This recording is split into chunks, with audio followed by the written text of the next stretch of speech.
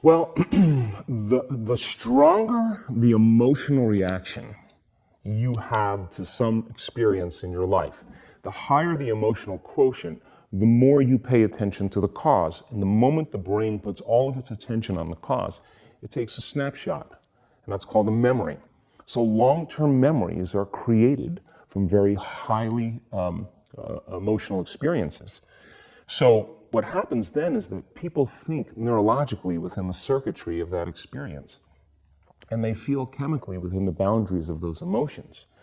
And so when you have an emotional reaction to someone or something, most people think that they can't control their emotional reaction. Well, it turns out if you allow that emotional reaction, it's called a refractory period, to last for hours or days, that's called a mood. You say to someone, hey, what's up? You say, I'm in a mood. Well, why are you in a mood? Well, I had this thing happen to me 5 days ago, and I'm having one long emotional reaction. If you keep that same emotional reaction going on for weeks or months, that's called temperament. Why is he so bitter? I don't know, let's ask him. Why is he so bitter? Why are you bitter? Well, I had this thing happen to me 9 months ago. And if you keep that same emotional reaction going on for years on end, that's called a personality trait. And so learning how to shorten the refractory period of emotional reactions is really where the work starts. So then people, when they have an event, what they do is they keep recalling the event because the emotions of stress hormones, the survival emotions, are saying, pay attention to what happened because you want to be prepared if it happens again.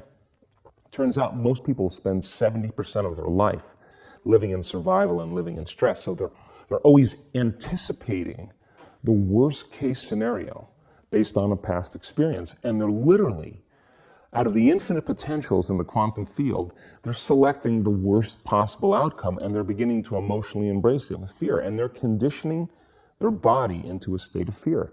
Do that enough times, body has a panic attack without you. You can't even predict it because it's programmed subconsciously. So then you say to the person, why are you this way? And they'll say, I am this way because of this event that happened to me 15 or 20 years ago. And what that means from a biological standpoint is that they haven't been able to change since that event.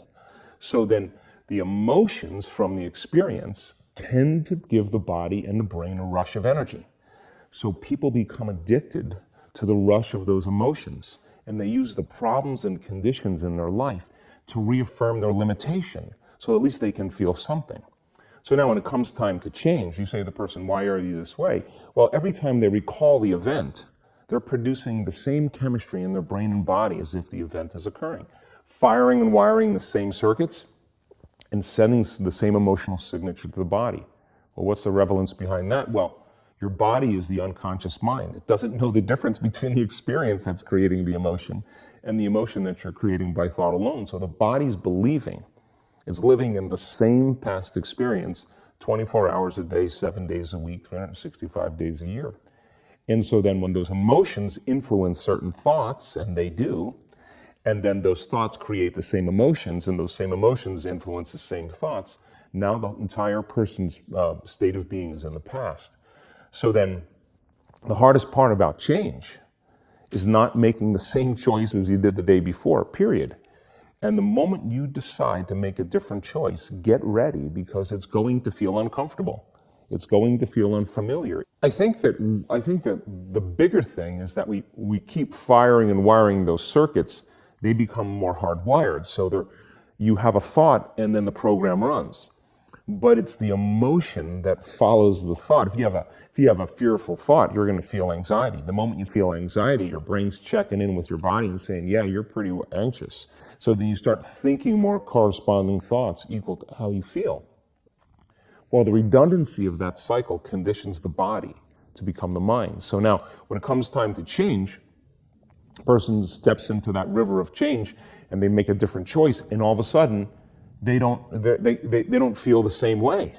So the body says, well, you've been doing this for 35 years. You're going to just stop suffering and stop feeling guilty and stop feeling shameful, and you're not going to complain or blame or make excuses or feel sorry for yourself. Well, the body's in the unknown. So the body says, I want to return back to the familiar territory. So the body starts influencing the mind, and it says, start tomorrow. You're too much like your mother. You'll never change. This isn't going to work for you. This doesn't feel right. And so if you respond to that thought as if it's true, that same thought will lead to the same choice, which will lead to the same behavior, which will create the same experience, which will produce the same emotion. Your body is your unconscious mind. In a sense, if you're sitting down and you start thinking about some future worst case scenario that you're conjuring up in your mind, and you begin to feel the emotion of that event, your body doesn't know the difference between the event that's taking place in your world, outer world, and what you're creating by emotion or thought alone. So most people then, they're constantly reaffirming their emotional states. So when it comes time to give up that emotion, they can say, I really want to do it. But really the body is stronger than the mind because it's been conditioned that way. So the servant now has become the master.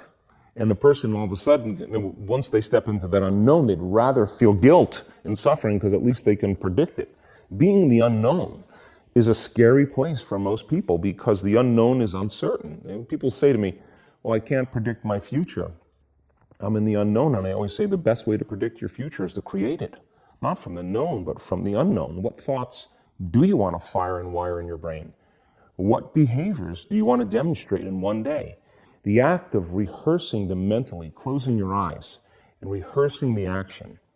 By closing your eyes and mentally rehearsing some action, if you're truly present, the brain does not know the difference between what you're imaging and what you're experiencing in 3D world. So then you begin to install the neurological hardware in your brain to look like the event has already occurred. Now, your brain is no longer a record of the past. Now it's a map to the future. And if you keep doing it, priming it that way, the hardware becomes a software program. And who knows, you just may start acting like a happy person.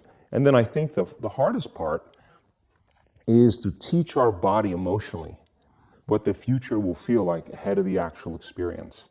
So what does that mean? You can't wait for your success to feel empowered. You can't wait for your wealth to feel abundant.